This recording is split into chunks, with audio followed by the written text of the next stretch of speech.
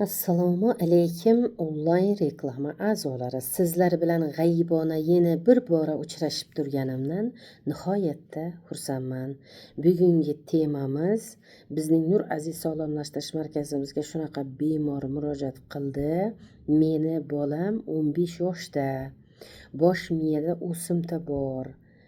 Jarrohlik yo'lisiz tuzatib bo'ladimi degan bir inson murojaat qildi ota-onasi. Bolam dedi, bosh miyada o'simta bor, sudirgisi bor.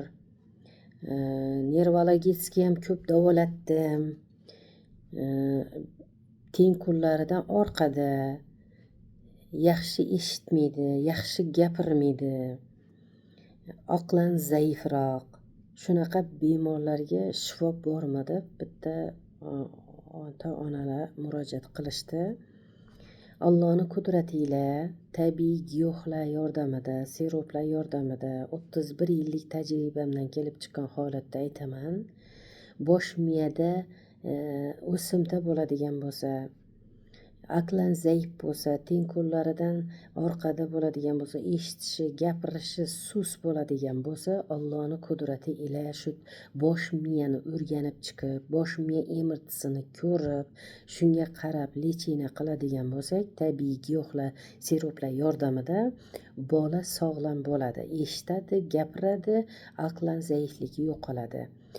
Nimaga eshitmayapti, nimaga aqli zaif bo'lyapti, nimaga gapirmayapti deydigan bo'lsak, bosh miyada o'simta borlik evaziga miya qurishlari bo'ladi. Miyada qurish bo'ladi. Bu quloq eshitmayotganligi sababli bosh miyada yonbosh miyada quloqqa yaqin joyda o'simta yaqin joyda bo'ladi. Shu holatlarda quloq eshitmaslik bo'ladi. Gapirish sus bo'ladigan bo'lsa, orqa miyada o'simta orqa miyada bo'ladi. O'simta yoki kista orqa miyada bo'ladi. Shu paytda gapirish nuqsonlari kamayadi, sus bo'ladi. Va aqlan zaif bo'lishini sababi bosh miyada 2-3 ta ko'proq o'simta yoki kista ko'proq bo'ladi. Bunaqa holatda aqlan zaif bo'ladi. Agar sog'lom insonda katta yoshga borgandan keyin bosh miyada o'simta yoki kista paydo bo'ladigan bo'lsa, sog'lom inson ham agar bosh miyada 3-4 ta bo'ladigan bo'lsa, 6-7 ta bo'ladigan bo'lsa, sog'lom inson ham shu o'simta kista kattalash ko'pligi sababli va tez kattalashish sababli sog'lom inson ham aqli zaif bo'lib qoladi. Chunki bosh miyadagi 6-7 ta o'simta yoki kistani o'rnidagi miya taxminan 3 oydan miya to'qimalari yangilanadi. O'lib tiriladi, yangilanadi.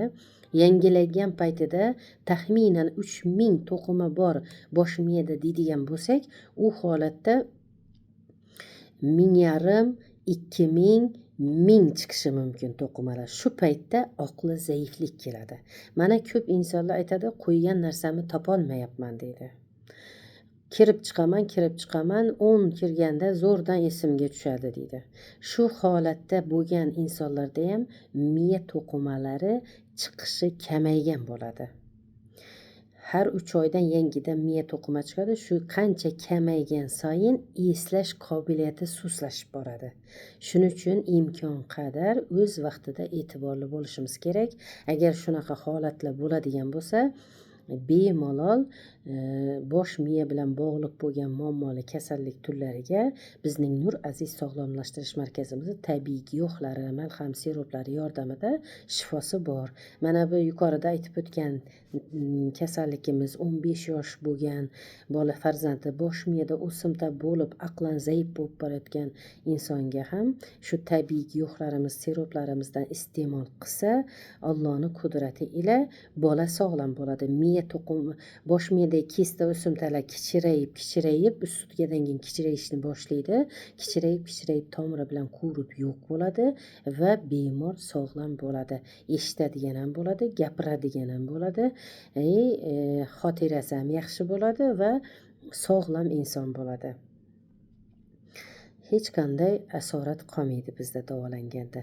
Hech qanday jarrohlik yo'lisiz tuzaladimi deb tavsiya murojaat qilganida bemalol tabiiy giyohlarimiz, siruplarimiz yordamida hech qanday qayta davolanishga, jarrohlik yo'li qo'llashga, ximiya nur olishga umuman hojat yo'q deb tavsiya qilaman. Sog' bo'linglar, omon bo'linglar, layklaringizni bosaveringlar. Bemorlarga Allohim shifosini bersin.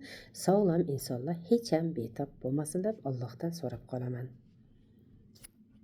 Kelgusi efirlargacha layklaringizni bosaveringlar.